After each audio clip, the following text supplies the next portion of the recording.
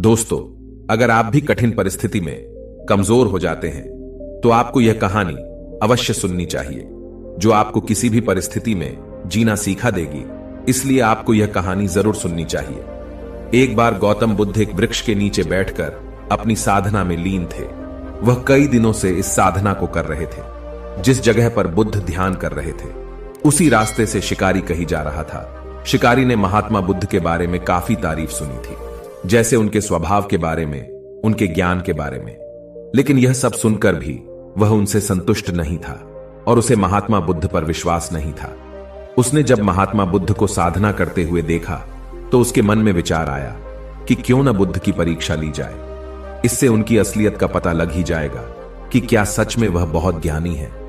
शिकारी वहीं खड़े होकर सोचने लगा कि क्या किया जाए। तभी उसकी नजर एक पत्थर पर पड़ी तो उसके मन में तुरंत एक विचार आया और शिकारी ने पत्थर उठाकर साधना में लीन बुद्ध पर फेंक कर मारा। वह पत्थर बहुत जोर से बुद्ध को लगा था, लेकिन उन्होंने कोई प्रतिक्रिया नहीं दी। वह चुपचाप अपनी साधना में लीन ही थे। बुद्ध का मानना था कि शरीर को तकलीफ होती है, आत्मा को कभी नहीं। दोस्तों, उसी तरह शिकारी द्वारा फेंके गए पत्थर से उनके शरीर को तकलीफ हुई है, न कि आत्मा को, और बिना किसी प्रक्रिया के साधना में लगे रहे। शिकारी कुछ समय तक बुद्ध की तरफ देखता रहा और सोचता रहा कि अब महात्मा बुद्ध कुछ तो प्रतिक्रिया करेंगे। लेकिन महात्मा बुद्ध अपनी साधना में लीन थे। उन्होंने कोई प्रतिक्रिया नहीं की। कुछ देर बाद फिर शिकारी ने पत्थर से बुद्ध को मारा। पत्थर अब की बार महात्मा बुद्ध की आंखों के ऊपर लगा और उस जगह से बहुत तेज रक्त बहने लगा।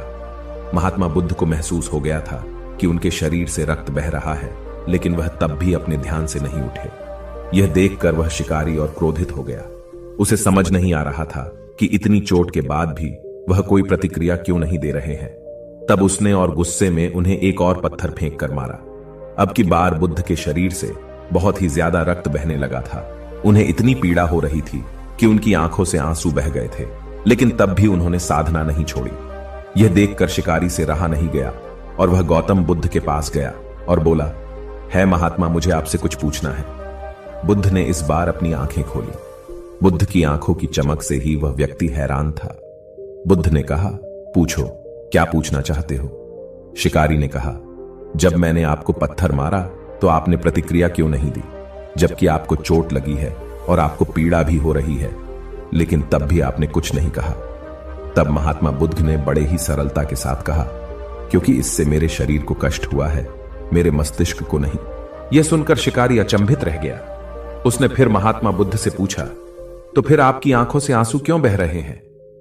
तब इस पर महात्मा बुद्ध ने कहा, तुम्हारे द्वारा किए गए अनुचित कार्य के परिणाम के बारे में मेरा विचार कर रो रही है।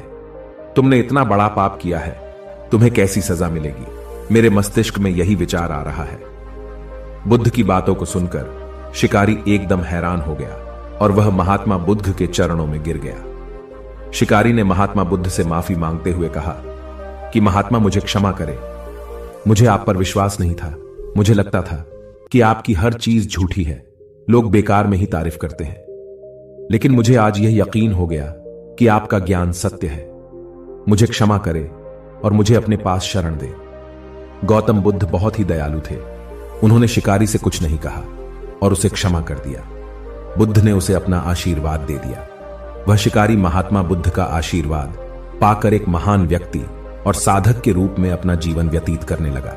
मॉरल ऑफ द स्टोरी, दोस्तों, इस कहानी से हमने यह सीखा कि हमें भी अपने शरीर और आत्मा दोनों को मजबूत करना होगा। चाहे कितनी भी पीड़ा हो, हमें उसे बर्दाश्त करना है। यदि आप उस पीड़ा के आगे हार जाओगे तो कमजोर पड़ जाओगे। इसलिए खुद को मजबूत करो। यदि आपने स्वयं को मजबूत कर लिया तो कोई भी आपको किसी भी परिस्थिति में नहीं तोड़ सकता। दोस्तों, आप हमें कमेंट करके जरूर बताएं कि आपको यह कहानी कैसी लगी। ऐसी ही कहानियों को पाने के लिए आप हमारे चैनल को सब्सक्राइब जरूर करें। सुनते रहिए।